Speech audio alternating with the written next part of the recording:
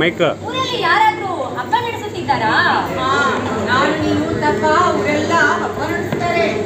ಏನು ವಿಶೇಷ? ಅಭಿಷೇಕವಂತೆ. ಅಭಿಷೇಕವೇ? ಅಭಿಷೇಕವೇ ಯಾರಿಗೆ? ಆಗೋರ್ಗಾದ್ರೆ ನಾನೇನ್ ಪಾಲಿಸುತ್ತಿದ್ದೆ, ಆಗದವರಿಗೆ. ಹೇ, ಇಂದು ವಿವೇಶ ಹೇಳ್ಬೇಕಾ ನಿಂಗೆ? ನಾಳೆ ಬೆಳಿಗ್ಗೆ ನಿನ್ನ ಸೌತಿ ಕನ್ನಿಗೆ ಪಟ್ಟಾಭಿಷೇಕವಂತೆ. ನಿನ್ನ ಪತಿಯೇ ರಾಜಕಾರಿ ವಹಿಸಿದ್ದಾರೆ. ಆಹಾ, ನನ್ನ ಶ್ರೀರಾಮಚಂದ್ರನಿಗೆ ಪಟ್ಟಾಭಿಷೇಕವೇ? ಇಂತಹ ಗಳಿಗೆಯ ವೇಳೆಯಲ್ಲಿ ಎಂತಹ ಸಂತೋಷದ ಸುದ್ದಿಯನ್ನ ನೀಡಿದೆಯೇ? ತೆಗೆದುಕೋ, ನನ್ನ ಪುತ್ರನಿಗೆ ನಾನೇ ಮಂಗಳ ಸ್ನಾನ ಮಾಡಿಸುವೆ. ಮಂಗಳ, ಏನು ಪೌರುಷ ಬಂದಿದೆ ನಿನಗೆ? ನೀನು ನಂಬಿಕೊಂಡವರೆಲ್ಲ ಏಕವಾಗಿ ನಿನಗೆ ಅವಮಾನ ಮಾಡಿದೆ, ಮೋಸ ಮಾಡಿದೆ. ಈಗದ ಪೌರುಷ ಈ ಮುದುಕಿ ದಾಸಿ ಮೇಲೆ ಬಂದಿದೆ ಏನು? ಮಂತರ, ಏನಿವತ್ತು ಜರುಗಿದ ಅವಮಾನ? ಇಷ್ಟು ಸಣ್ಣ ವಿಷಯವಾಗಲು ಮಹಾರಾಜರು ಸಭೆಯಲ್ಲಿ ಮುಂದೆ ಪ್ರಕಟಿಸಬೇಕಲ್ಲವೇ? ಇಂಥ ಮಹಾನಿರ್ಣಯವನ್ನು ಮರೆಗಾತ್ಮೆಗೆ ಕರೆದುಬಿಡಿಸಿದರ ಎಲ್ಲಾ ಕಾರ್ಯದಲ್ಲೂ ನಿನ್ನ ಜೊತೆಯಲ್ಲೇ ಇರುವ ಸೌತಿ ಪಟ್ಟಣರಾಣಿ ನಿನಗೆ ಬರಲು ಹೇಳಿದರೆ ಅಮ್ಮ ಬಿಡು, ಎಂತ ಮಗನಿಗಿಂತ ತಲೆ ಮೇಲೆ ಹೊತ್ತುಕೊಂಡು ಬೇರ್ತಿದೆಯಲ್ಲ ಆ ಶ್ರೀರಾಮಚಂದ್ರನು ಅಮ್ಮ ಆಶೀರ್ವಾದಿಸಲು ವಂಚನೆ. ಇದಕ್ಕಿಂತ ದ್ರೋಹ ನೀನಾಗಬೇಕಮ್ಮ. ದ್ರೋಹ? ದ್ರೋಹ? ವಿಶ್ವ ನಾನು ನಿನ್ನನಾಗಿ ವಾರಸ್ದಾರಿಗಾಗಿ ಆ ದಿನ ತಾಳಿ ಕಟ್ಟಿದ ಮಹಾರಾಜ ಈ ದಿನ ನಿನ್ನ ಮಗನಿಗೆ ಭರತನಿಗೆ ಪಟ್ಟಾಭಿಷೇಕ ಕಟ್ಟುವೆ ಎಂದು ವಾಗ್ದಾನ ಮಾಡಿದ. ಅದೇ ಮಹಾರಾಜ ಈ ದಿನ ನಿನ್ನ ಮಗನನ್ನು ಶಾಂತಗೊಳಿಸುತ್ತದೆ. ಇದು ದ್ರೋಹವಲ್ಲವೇ? ಮಂತರ, ಇದರಿಂದ ತಪ್ಪು ಉಪಾಯವೇನು? ಅಭಿಷೇಕ ಮಾಡಿಸು. ಭರತನಿಗೆ ಪಟ್ಟಾಭಿಷೇಕವೇ? ಅದು ಹೇಗೆ ಸಾಧ್ಯ? ಸಾಧ್ಯವಿದೆ. ದೇವಾಸ್ಪೇದದಲ್ಲಿ ಏನು ಮಾಡಿದ ಸಹಾಯಕ್ಕೆ ಮಹಾರಾಜರು 2 ವರಗಳನ್ನು ಕೊಟ್ಟಿದೆಯೇ? ಆ 2 ವರಗಳನ್ನ ಇಂದಿನವರೆಗೂ ಕೇಳಿಲ್ಲವೆಂಬ ಸಂಗತಿಯೂ ನನಗೆ ತಿಳಿದಿದೆ. ಇನ್ನೇ ಹೋಗಿ ಕೋರುವೆ.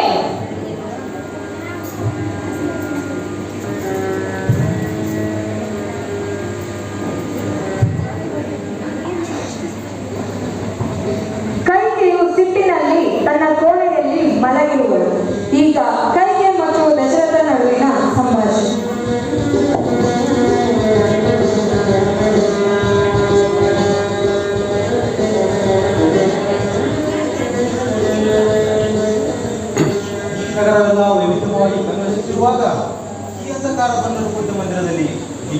ಮಲಗಿರುವುದು ಕಾರಣವೇನು ದೇವಿ? ಹೇಳು ದೇವಿ. ನೀನು ಅಲಂಕಾರತೆ ಎದ್ದು ಅಲಂಕರಿಸಿಕೋ. ರಾಮನಿಗೆ ಮಂಗಳ ಸ್ನಾನ ನಡೆಯುತ್ತಿದೆ. ನನ್ನನ್ನು ಯಾರು ಕರೆದವರು? ನಿನ್ನ ಗೃಹದಲ್ಲಿ ನಿನ್ನನ್ನು ಕರೆಯುವುದೇ ದೇವಿ? ಎಷ್ಟು ದಿನ ಅಂತ ಇಂಥ ಕಿಸೆ ಮಾತಿಂದ ನನ್ನನ್ನು ನಂಬಿಸುವಿರಿ, ಮರಳುಗೊಳಿಸುವಿರಿ? ಸವೇ, ನಿನ್ನನ್ನು ಕರೆಯಲಿದ್ದು ನಮ್ಮ ಅಪರಾಧವೇ. ಮನ್ನಿಸು ದೇವಿ. ನಿನ್ನ ಆಸೆ ಆಕಾಂಕ್ಷೆಗಳನ್ನು ಕೋರಿಕೋ. ಹೊಸದಾಗಿ ಕರುಣಿಸಬೇಕಾಗಿತ್ತು ಏನೂ ಇಲ್ಲ. ಈ ಮುಂಚಿನವುಗಳೇ ಆ ದಿನ ದೇವಾಂತರ ಯುದ್ಧದಲ್ಲಿ ಮಾಡಿದಂತ ವರಗಳನ್ನ ಇಂದು ತಪ್ಪದೇ ಕರುಣಿಸಿ. ಅವಶ್ಯವಾಗಿ ಕೋರಿಕೋ. ಓ ಪಂಚಭೂತಗಳೇ, ಅಷ್ಟ ದಿಕ್ಪಾಲಕರೇ, ಇದಕ್ಕೆ ನೀವೇ ಸಾಕ್ಷಿ. ನೀವು ತೀರ್ಮಾನಿಸಿದ ಆ ನಿಮ್ಮ ಮುಹೂರ್ತದಲ್ಲಿ ನನ್ನ ಮಗ ಭರತನಿಗೆ ಪಟ್ಟಾಭಿಷೇಕ ನಡೆಯಲಿ. ಇದು ನನ್ನ ಮೊದಲ ವರ. ಭರತ ಒಪ್ಪುವುದಿಲ್ಲ. ರಾಮ ಇರುವಲ್ಲಿ ಭರತ ಆ ಪಟ್ಟಕ್ಕೆ ಬರುವುದಿಲ್ಲ. ಅದಕ್ಕಾಗಿ ರಾಮನು 14 ವರ್ಷ ವನವಾಸಕ್ಕೆ ತೆರಳಲಿ. ಇದು ನನ್ನ ಎರಡನೆಯ ವರ. ವನವಾಸಕ್ಕೆ ಹೋಗಬೇಕೆ? ಹೆಣ್ಣೆಯನ್ನ ನಿನ್ನ ಮನಸ್ಸು ಇಷ್ಟು ಕ್ರೂರವಾಗಿದೆ. ಒಳಗೆ ಸಂತೋಷವಾಗಿ ಬಿಡುತ್ತೇನೆ. ಆದರೆ ನನ್ನ ರಾಮಚಂದ್ರನ ಮಾತನ್ನು ದೂರ ಮಾಡಿದಿರಬೇಕಾ? ದೂರ ಮಾಡದಿರು. ಅಸಂಭವ. ರಾಮನಿಲ್ಲದ ವೇಳೆ ನನ್ನ ಪ್ರಾಣವನ್ನು ಬಳಿ ಉಳಿದಿದೆ. ನಿನ್ನ ಮಗ ಬದುಕಿರಬೇಕಾದರೆ ಅವನು ಕಾಡಿಗೆ ಹೋಗುವುದು ತಪ್ಪದು. ತಪ್ಪದು ಕಾಣೆ ಬಿಟ್ಟ ಹೆಣ್ಣೆ. ನಾನು ಸತ್ತ ಕೂಡಲೇ ನೀನು ನಿನ್ನ ಪುತ್ರನ ಕಡೆ ಬರುವನ್ನು ತಡಕೂಡದು. ರಾಮ ತಂದೆ ರಾಮ. ಹೀಗೆ ಕೈಕೆಯ ಆಶಯದಂತೆ ಹಾಗೂ ದಶರಥನ ಕೋರಿಕೆಯಂತೆ ರಾಮ ಸೀತೆ ಕಾಡಿಗೆ ತೆರಳುವರು. ಜೊತೆಯಲ್ಲಿ ಲಕ್ಷ್ಮಣನೂ ಹೊರಡುವರು.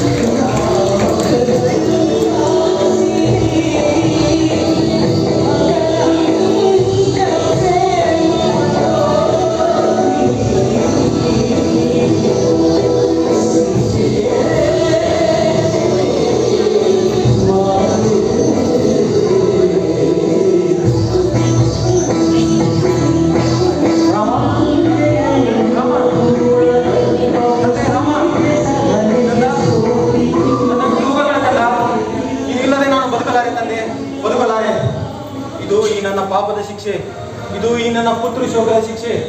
ನಾನು ಈ ಪುತ್ರ ಶೋಕದಲ್ಲಿ ಮರಣಿಸುತ್ತಿದ್ದೇನೆ. ರಾಮ.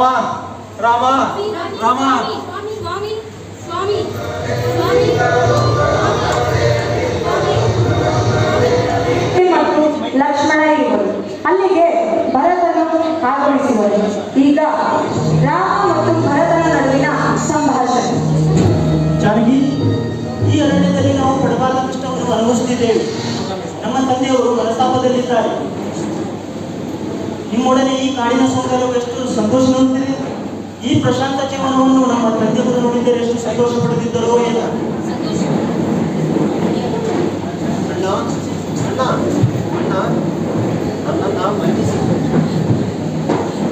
ಹೇಳು ಭರತ, ತಂದೆಯವರು ಖುಷಿಯಾಗಿದ್ದಾನೆ? ತಂದೆಯವರು ಸರ್ವಜ್ಞರಾದ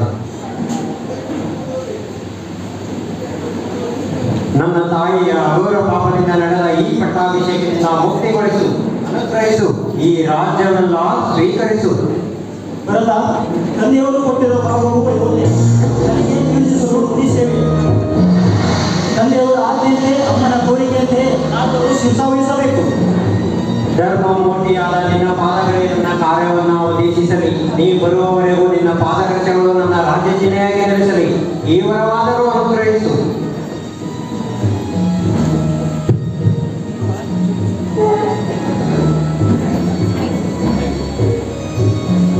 ಪಾದಕೀಯಗಳ ಸಾಕ್ಷಿಯಾಗಿ ಪ್ರಮಾಣ ಮಾಡುತ್ತೇನೆ. 14 ವರ್ಷ ವನವಾಸ ಮುಗಿದ ತಕ್ಷಣವೇ ನಿಮ್ಮ ದರ್ಶನ ಭಾಗ್ಯ ಸಿಗದೇ ಹೋದರೆ ಅಗ್ನಿ ಪ್ರವೇಶವಿರುವೆ.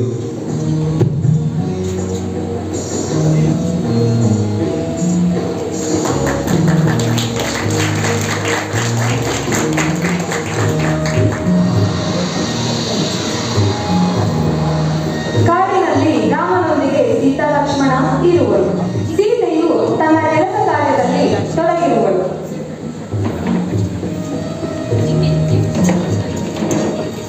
ಆಗ ಅಲ್ಲಿ ಶೂರ್ಪನಖಿ ಕದ್ದು ನೋಡುತ್ತಿರುವಳು.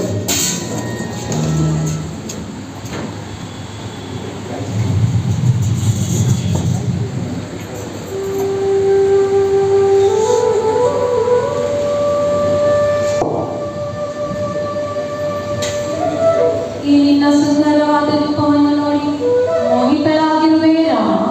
ನಿನ್ನನ್ನು ಗಂಡನಾಗಿ ಪಡೆಯಬೇಕೆಂಬ ಆಸೆಯಿಂದ ನಿನ್ನ ಬಳಿಗೆ ಬಂದಿದ್ದೇನೆ. ಅದು ಸಾಧ್ಯವಿಲ್ಲ. ಏಕೆ ಸಾಧ್ಯವಿಲ್ಲ? ಇವಳಿಗಾಗಿ, ಇಲ್ಲಿನ ತುಮರ ಹೆಂಡತಿಗಾಗಿ ಈಗಲೇ ಕೊಂದು ಹಾಕುತ್ತೇನೆ. ಈಗಲೇ ಕೊಂದು ಹಾಕುತ್ತೇನೆ. ಆ!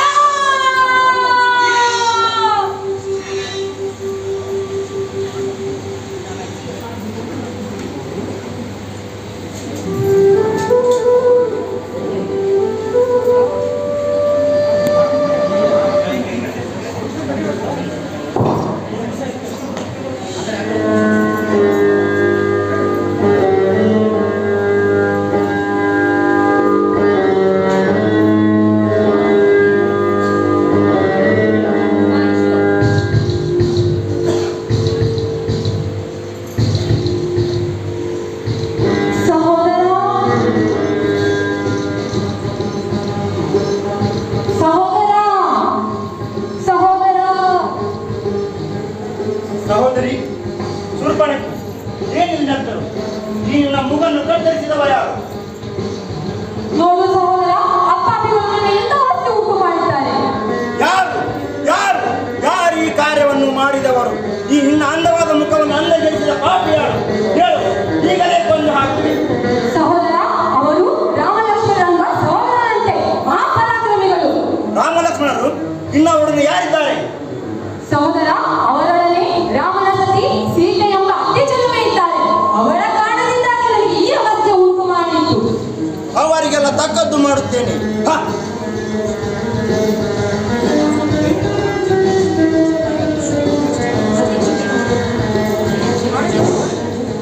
ಈಗ ಜಿಂಕೆ ಸನ್ನಿವೇಶ.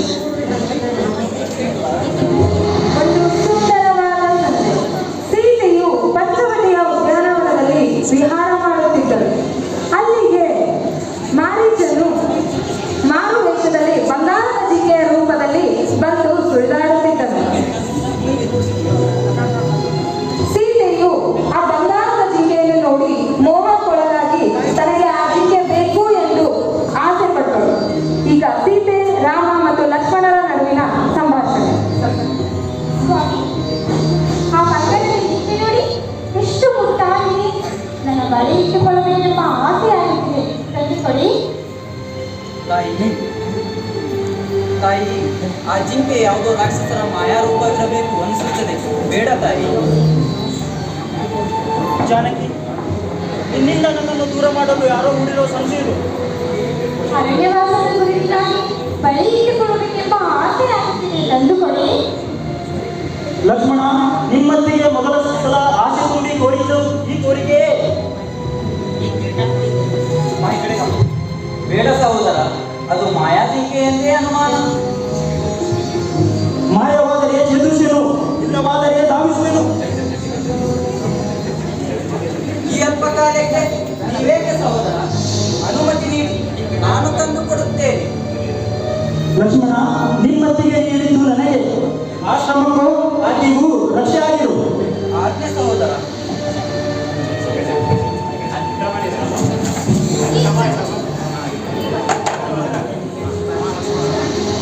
ಆ ಲಕ್ಷ್ಮಣ, ಆ ಸೀತೆ, ಆ ಲಕ್ಷ್ಮಣ, ಆ ಸೀತೆ.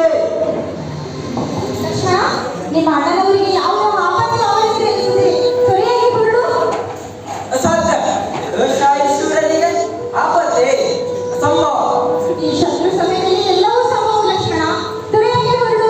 ಯಾವುದೋ ಆಪತ್ತಿನಲ್ಲಿ ಸಿಕ್ಕಾಪಟ್ಟಿದ್ದಾರೆ ನಿಮ್ಮ ಅಣ್ಣನವರು. ತೊರೆಯಾಗಿ ಹೊರಡು. ಒಳವಳ ಬೇಡಿತಾಯಿ, ಅದೆಲ್ಲ ರಾಕ್ಷಸನ ಮಾಯೆ.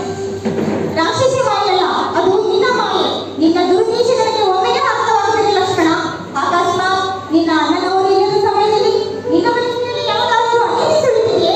ಹಾಗೇನಾದರೂ ಆಗಿದ್ದರೆ ನನ್ನ ಪತಿಯನ್ನು ಕಾಣದೆ ನಾನು ಒಂದು ಕ್ಷಣವೂ ಇರಲಾರೆ, ಒಂದು ಕ್ಷಣವೂ ಇರಲಾರೆ. ತಾಯಿ ತಾಯಿ ಎಂತ ಮಾತು ಅಂದಿರಮ್ಮ. ನಿಮ್ಮನ್ನೇ ಹೆತ್ತ ತಾಯಿ ಅಂದಿಕೊಂಡಿರುವ ನನ್ನ, ನಿಮ್ಮ ಹೆತ್ತ ಮಗಳಿದ್ದಿರುವ ನನ್ನ ಇಂಥ ಘೋರವಾದ ನಿಂದನೆ ಸರಿ. ಅಣ್ಣನವರ ಆಜ್ಞೆ ಅತಿಕ್ರಮಿಸಿದ ಪಾಪ ಸುತ್ತುಕೊಂಡರೂ ಸರಿ. ಈಗಲೇ ಹೊರಡುವೆ.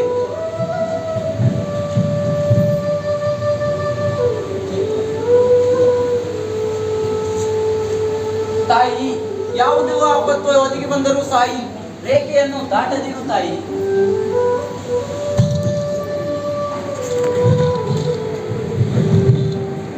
ಭಿಕ್ಷುಕನ ವೇಷದಲ್ಲಿ ರಾವಣನು ಸೀತೆಯಲ್ಲಿರುವ ಸ್ಥಳಕ್ಕೆ ಬರುವನು.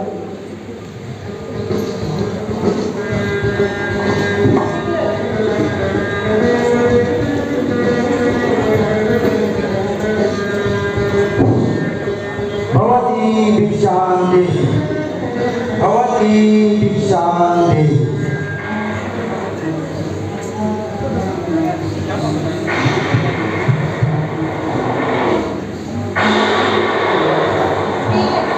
ಸ್ವೀಕರಿಸಬೇಕೇನು? ಸಮರ್ಪಿಸು. ಇಲ್ಲವಾದರೆ ಶಿವಪಚಾರ ದೋಷ ನಿನ್ನ ಅಂಟುವುದೇ ಬಿಡೋದಿಲ್ಲ.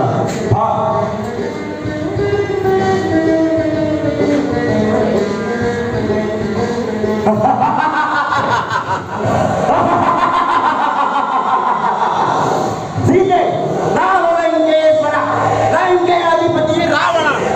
ಈ ಕಾಡಿನಲ್ಲಿ ಶ್ರೀರಾಮನ ಜೊತೆ ವನವಾಸ ಅನುಭವಿಸುವುದರಿಂದ ನನ್ನ ಜೊತೆ ಅರಮನೆಯಲ್ಲಿ ರಾಣಿಯಂತೆ ವಾಸಿಸಬಹುದು.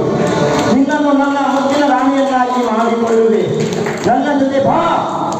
ಛೇ, ದುರುಳನೆ, ಬಿಡು ನನ್ನನ್ನ. ನಿನ್ನ ಜೊತೆ ಅರಮನೆಗೆ ಇರುವುದಕ್ಕಿಂತ ನನ್ನ ಶ್ರೀರಾಮನ ಬಳಿ ಈ ಕಾಡಿನಲ್ಲಿ ಇರುವುದೇ ನನಗೆ ಸ್ವರ್ಗ.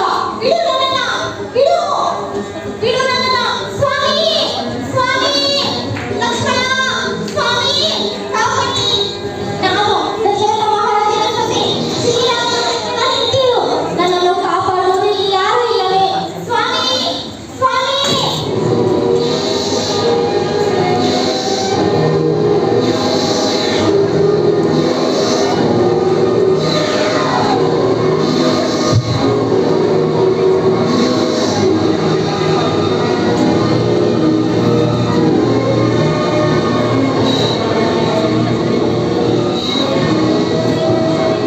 ಬಿಡು ನನ್ನನ್ನ, ಬಿಡು.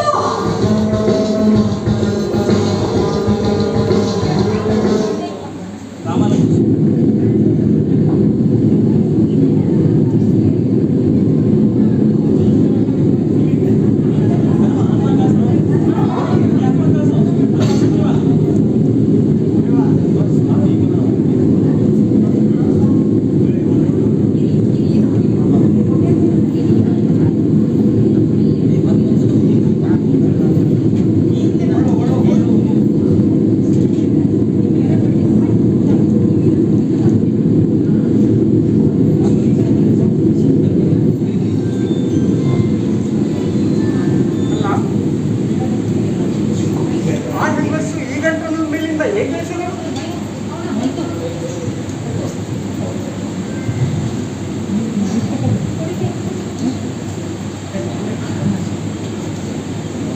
ಅಲ್ಲ, ಆ ಹೆಂಗಸು ಈ ಗಂಟು ಮೇಲಿಂದ ಹೇಗೆ ಹೆಸರು? ಅವಳು ಯಾರು? ಆ ರಾಕ್ಷಸರ ಜೊತೆ ಆಕಾಶ ಮಾರ್ಗದಲ್ಲಿ ಹೇಗೆ ಹೋಗುತ್ತಿದ್ದಾಳೆ? ನೋಡೇ ಹೋಗುತ್ತಿದ್ದಾಳೆಯೋ ಅಲ್ಲ ಆಕೆಯನ್ನು ಬಲವಂತವಾಗಿರೋದಾಗ್ತಿತ್ತು. ಹೌದು ಹೌದು, ಅದೇ ಸರಿ. ಆ ತರುಣಿಯನ್ನು ಯಾರೋ ಅಪಹರಿಸಬೇಕು. ಓ, ಒಂದು ವೇಳೆ ಅವರಿಗೆ ಸಂಬಂಧಿಸಿದವರಿಗೆ ಈ ವಿಷಯ ಕೇಳದಿದ್ದರೆ ಈ ಗಂಟನ್ನು ಎಸಗಿರಬಹುದೇ? ಹಾಗೆ ಆಗಿರಬಹುದು.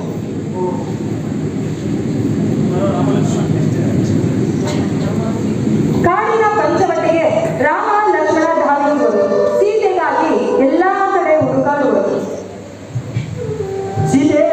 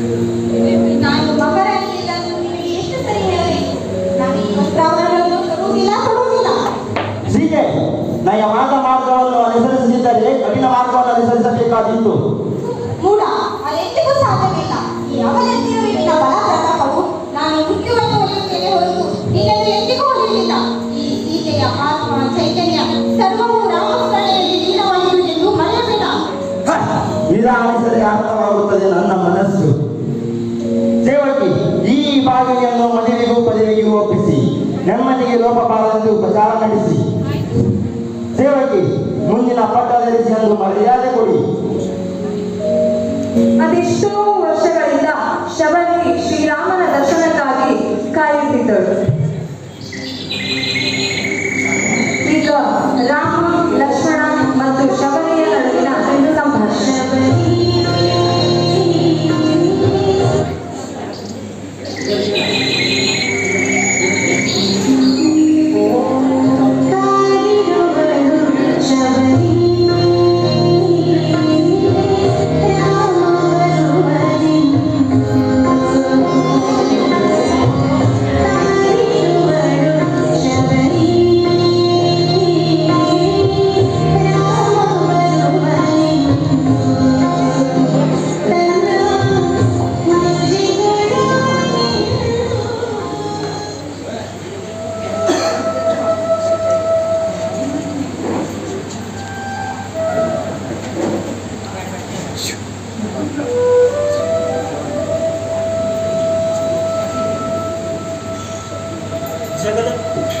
ಜಗದ ಪುಣ್ಯವೇ ಅಣ್ಣಾದಂತೆ ಭಕ್ತಿಭಾವ ತುಂಬಿ ತುಂಬುತ್ತಿರುವಾಗ ನಿನ್ನನ್ನು ಕಂಡು ನನ್ನ ಪರಿತಾಪವೆಲ್ಲ ಶಾಂತವಾದಂತೆ ಭಾಸವಾಗುತ್ತಿದೆ. ಯಾರು ನೀನು? ನಾನು ಮತಂಗ ಮುನಿಗಳ ಶಿಷ್ಯೆ, ಶಬರಿ ಎಂದು ನನ್ನ ಹೆಸರು. ತಾಯಿ, ಈ ಅರಣ್ಯದ ಏಕಾಂತದಲ್ಲಿ, ಈ ಆಶ್ರಮದಲ್ಲಿ ಒಂಟಿಯಾಗಿರುವುದೇಕೆ ತಾಯಿ? ಕಾಯುತ್ತಿದ್ದೇನೆ. ಅದೆಷ್ಟೋ ವರ್ಷಗಳಿಂದ ಕಾಯುತ್ತಲೇ ಇದ್ದೇನೆ. ಪ್ರತಿದಿನವೂ ಇಂದು ಬಂದಾನೋ ಈಗ ಬಂದಾನೋ ಎಂದು ನಿರಂತರ ನಿರೀಕ್ಷೆಯಲ್ಲಿ ನನ್ನ ಆಯುಷ್ಯವೇ ಕಳೆದು ಹೋಗುತ್ತಿದೆ. ಯಾರಿಗಾಗಿ ಈ ನಿರೀಕ್ಷೆ ಮಾತೆ? ನನ್ನ ದೈವ, ನನ್ನ ಆತ್ಮೋದ್ಧಾರಕ, ಆ ದಶರಥ ಪುತ್ರ ರಾಮಚಂದ್ರನಿಗಾಗಿ ನನ್ನ ನಿರೀಕ್ಷೆ. ನಿನ್ನನ್ನು ನೋಡಿದರೆ ನನ್ನ ನಿರೀಕ್ಷೆ ಸಫಲವಾಯಿತೇನೋ ಎಂದು ಅನಿಸುತ್ತಿದೆ. ನನ್ನ ಕಣ್ಣೆದುರು ಸಾಕ್ಷಾತ್ ರಾಮಚಂದ್ರನೇ ಬಂದು ನಿಂತಿದ್ದಾನೆ ಎಂದು ಭಾಸವಾಗುತ್ತಿದೆ. ಇದು ನಿಜವೇ? ಮಾತೆ, ಶಬರಿ ಮಾತೆಗೆ ದಶರಥ ಪುತ್ರ ರಾಮಚಂದ್ರ ನನ್ನ ಸೋದರನೊಂದಿಗೆ ನಮಸ್ಕರಿಸುತ್ತೇನೆ. ರಾಮ, ರಾಮ, ನನ್ನ ದೈವ, ಬಂದೆಯಾ ಮಗು? ಕಡೆಗೂ ನನ್ನ ಮೇಲೆ ಕರುಣೆ ಇಟ್ಟು ನನಗೆ ದರ್ಶನ ಭಾಗ್ಯ ನೀಡಲು ಬಂದೆಯಾ ಕಂದ? ಈ ಮುದಿ ಶಬರಿಯ ನಿರೀಕ್ಷೆ ಸಫಲವಾಗುವಂತೆ ಮಾಡಲು ಬಂದೆಯಾ? ನನ್ನ ಜನ್ಮ ಸಾರ್ಥಕವಾಗುವಂತೆ ದಯಮಾಡಿಸಿದೆಯಾ ಮಗು? ಮಾತೆ, ನಿನ್ನ ಆಶ್ರಮಕ್ಕೆ ಕಾಲಿಡುತ್ತಿದ್ದ ಹಾಗೆಯೇ ನೀನು ನನ್ನ ಮೇಲೆ ಇರುವ ಪ್ರೀತಿ ನನ್ನ ಅರಿವಿಗೆ ಬಂತು. ಸುದೀರ್ಘ ಕಾಲ ನಿನ್ನನ್ನು ಕಾಯುವಂತೆ ಮಾಡಿದ್ದಕ್ಕೆ ನನ್ನನ್ನು ಕ್ಷಮಿಸು. ರಾಮಚಂದ್ರ, ಇನ್ನು ಎಷ್ಟು ವರ್ಷ ಬೇಕಾದರೂ ಕಾಯುತ್ತಿದ್ದೆ. ಆ ಮಹಾಮುನಿ ಮತಂಗರ ಕರುಣೆಯಿಂದ, ಅವರ ಆಶೀರ್ವಚನದಿಂದ ಇನ್ನು ಎಷ್ಟು ವರ್ಷ ಬೇಕಾದರೂ ಕಾಯುತ್ತಿದ್ದೆ. ಈಗ ನಾನು ಕಾಯುತ್ತಿದ್ದ ನನ್ನ ದೈವ ನನ್ನ ಕಣ್ಣೆದುರಿಗಿದೆ. ನನ್ನ ಜನ್ಮ ಸಫಲವಾಯಿತು.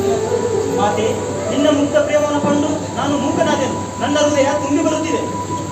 ಮಹಾಮುನಿ ಮತಂಗರ ಕರುಣೆಯಿಂದ ನೀನು ಕಡೆಗೂ ಬಂದೆ. ಈ ಶಬರಿಯ ಹೃದಯ ಒಡೆದು ಹೋಗುವಷ್ಟು ಆನಂದ ತಂದೆ ರಾಮ. ತಾಯಿ, ಈ ಅರಣ್ಯದಲ್ಲಿ ನಿಮ್ಮನ್ನು ಕಂಡು ನಮ್ಮ ಹೆತ್ತ ಮಾತೆಯರನ್ನು ಕಂಡಷ್ಟು ಸಂತೋಷವಾಯಿತು ತಾಯಿ.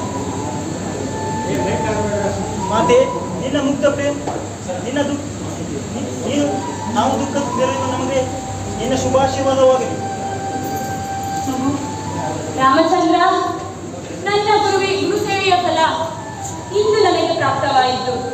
ನಿನ್ನ ದರ್ಶನದಿಂದ ನನ್ನ ತಪಸ್ಸು ಸಿದ್ಧಿಸಿತು. ರಘುನಂದನ, ನಿನ್ನ ಕೃಪಾ ದೃಷ್ಟಿ ಬಿದ್ದು ನನ್ನ ಜೀವನವೇ ಪಾವನವಾಯಿತು. ಇನ್ನು ನಾನು ಪುಣ್ಯಲೋಕಗಳಿಗೆ ತೆರಳುತ್ತೇನೆ. ದಯಮಾಡಿ ನನ್ನ ಆತಿಥ್ಯವನ್ನು ಸ್ವೀಕರಿಸಬೇಕು. ಮಾತೆ, ಹಾಗೆಯಾಗಲಿ ಮಾತೆ. ಬನ್ನಿ.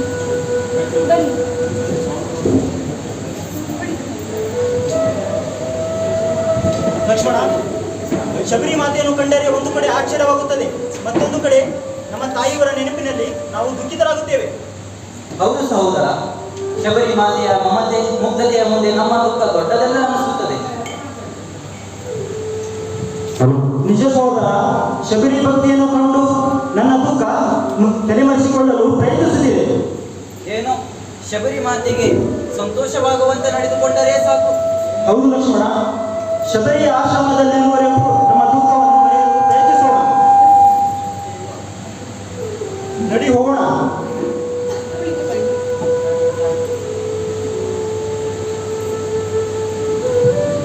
ರಾಮಚಂದ್ರ,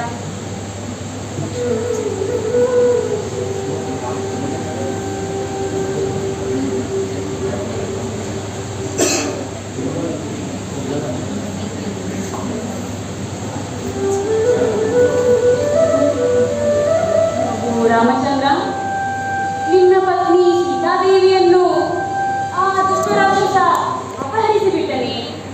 ಪತ್ನಿ ಸಮೇತವಾಗಿ ನಿನ್ನ ನೋಡುವ ಭಾಗ್ಯ ನನಗೆ ಇಲ್ಲದಾಯಿತು ತಂದೆ.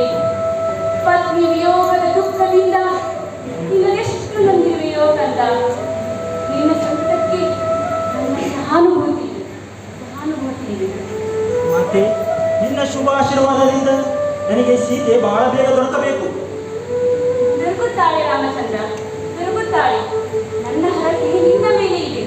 ನಿನ್ನ ದುಃಖ ಬೇಗ ಮುಗಿಯುತ್ತದೆ, ಒಳ್ಳೆಯದಾಗುತ್ತದೆ, ಶುಭವಾಗುತ್ತದೆ. ತಿನ್ನಿ. ತಾಯಿ, ಈ ಹಣ್ಣುಗಳು ಒಂದು ಕಡೆ ಗಿಣಿ ಕಚ್ಚಿದಂತಿದೆ.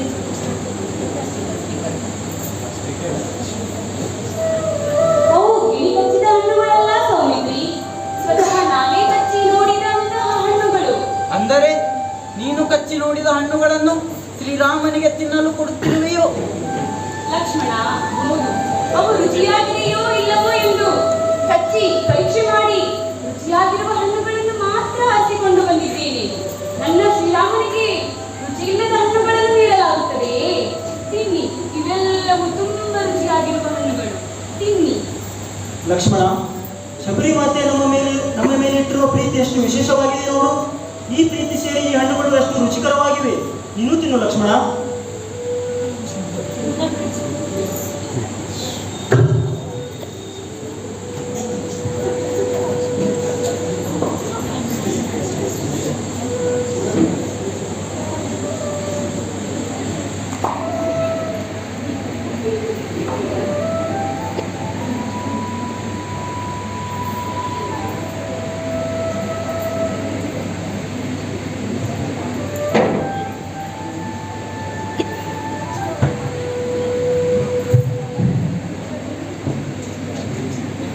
ಮಾತೆ, ನಾವಿನ್ನು ಹೊರಡುತ್ತೇವೆ.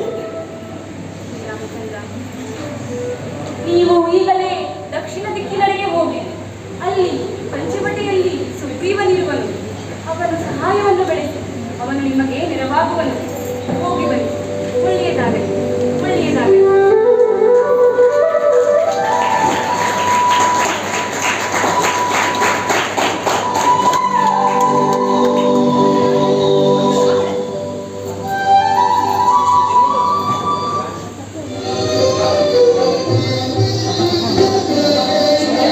ಕಾಡಿನಲ್ಲಿ ಸಂಚರಿಸುತ್ತಿರುವ ರಾಮ ಮತ್ತು ಲಕ್ಷ್ಮಣರನ್ನು ಹನುಮಂತ ಮತ್ತು ಸುಗ್ರೀವ ದೂರದಿಂದಲೇ ನೋಡುವರು. ಈಗ ಹನುಮ ಮತ್ತು ಸುಗ್ರೀವರ ನಡುವಿನ ಸಂಭಾಷಣೆ. ಹನುಮ, ಆ ಶಬ್ದಮೂರ್ತಿಯಾಗಿರುವುದು ಯಾರು? ನಮ್ಮನ್ನ ವಾಲಿಪರ ಬಂಧುಗಳೊಂದಿಗೆ ಹೋರಾಡಲು ಬರ್ತಿರುವವರೇ?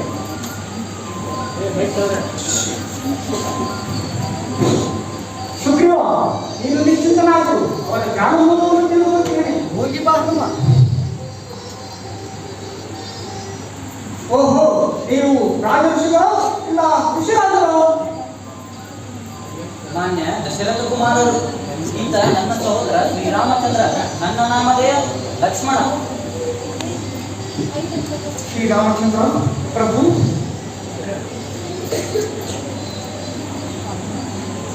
ನಾಡು ದೈವವೇ ನನ್ನ ತಂದೆ ರಾಮ, ಕಣ್ಣ ಬೆಳಕು ನೀನೆಂದು ಕಾರುಣ್ಯಧಾಮ.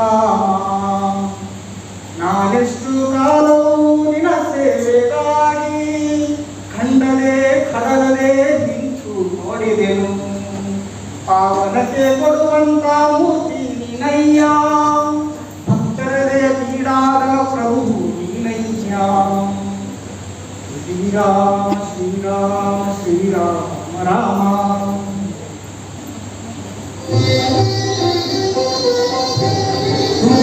ಪ್ರಸಾದಿ ಸುಗ್ರೀವ, ಅಗ್ನಿ ಸಾಕ್ಷಿಯಾಗಿ ನಿನ್ನನ್ನು ನನ್ನ ಮಿತ್ರನಾಗಿ ಸ್ವೀಕರಿಸುತ್ತೇನೆ. ಇನ್ನು ಮುಂದೆ ನಿನ್ನ ಕಷ್ಟ ಸುಖಗಳೇ ನನ್ನ ಕಷ್ಟ ಸುಖಗಳು. ಧನ್ಯೋಸ್ಮಿ ಆಗಮಿಸಿ ಮಹಾಪ್ರಭು.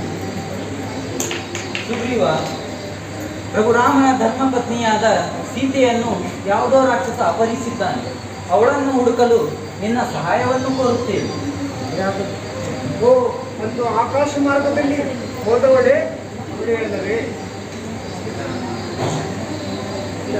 ಸ್ವಾಮಿ ಸ್ವಾಮಿ ನಾನು ಪರಿಶೀಲಿಸಿ. ಲಕ್ಷ್ಮಣ, ನೀನೇ ನೋಡಿ ಹೇಳು. ಹೌದು, ಇದು ನಮ್ಮ ಅತ್ತಿಗೆಯವರದ್ದೇ.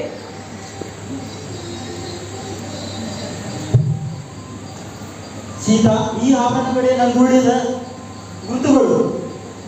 ವಿಷಾದಿಸಿದರು ಸ್ವಾಮಿ, ವಿಷಾದಿಸಿದರು. ನನ್ನ ತಾಯಿ ಎಲ್ಲಿದ್ದರು ಸುಗ್ರೀವ ಹುಡುಕಿಸುವನು. ಹೌದು ಹೌದು, ಅದೇ ಸರಿ, ಅದೇ ಸರಿ.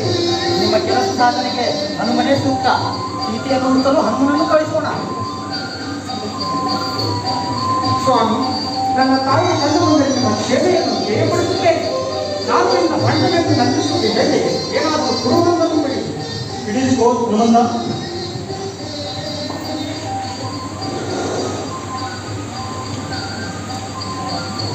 ಹೀಗೆ ಹನುಮಂತನು ಸೀತೆಯನ್ನು ಹುಡುಕುವ ಜವಾಬ್ದಾರಿ ಹೊತ್ತು ಆಕಾಶ ಮಾರ್ಗವಾಗಿ ಹೊರಟನು. ದಾರಿಯಲ್ಲಿ ಹಲವಾರು ಅಡೆತಡೆಗಳು ಎದುರಾದರೂ ಎಲ್ಲವನ್ನೂ ಜಯಿಸಿ ಹನುಮಂತನು ಲಂಕೆಯನ್ನು ಪ್ರವೇಶ ಮಾಡಿದನು.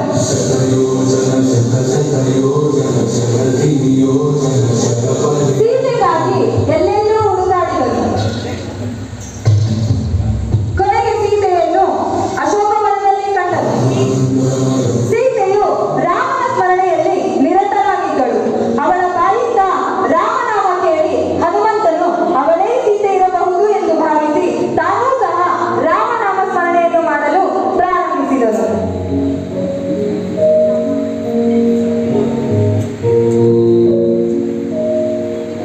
ರಾಕ್ಷಸ ಮಾಯವನ್ನು ಬಂದರೆ ನನ್ನ ತಾಯಿ ನಾನು ಶ್ರೀರಾಮಕೃಷ್ಣ, ಹೆಸರು ಹನುಮ. ನನ್ನ ಸ್ವಾಮಿಗೆ ನಿತ್ಯ ಕಂಕಣವನ್ನು ಕೈಗೊಂಡಿರುವೆ. ಕಪಿ ಸೈನ್ಯದ ನನ್ನ ನಮ್ಮ ತಾಯಿ. ಇಗೋ ಸ್ವಾಮಿಯ ಪತ್ರಿಕೆ.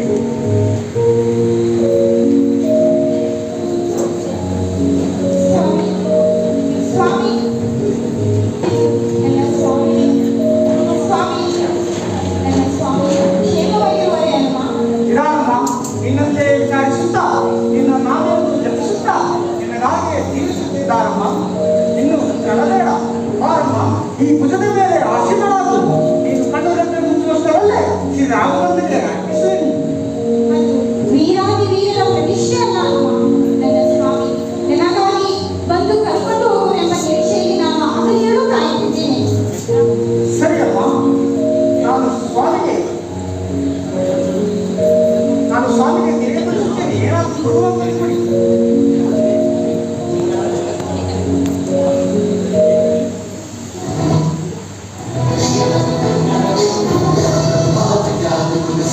ಹೀಗೆ ಹನುಮಂತನು ಸೀತೆಯೊಂದಿಗೆ ಮಾತನಾಡಿದ ನಂತರ ರಾಮನ ಹತ್ತಿರ ಹೊರಡುತ್ತಿರುವುದು ಸಂಪೂರ್ಣ ಲಂಕೆಯನ್ನೇ ತನ್ನ ಬಾಲದಿಂದ ಸುಟ್ಟು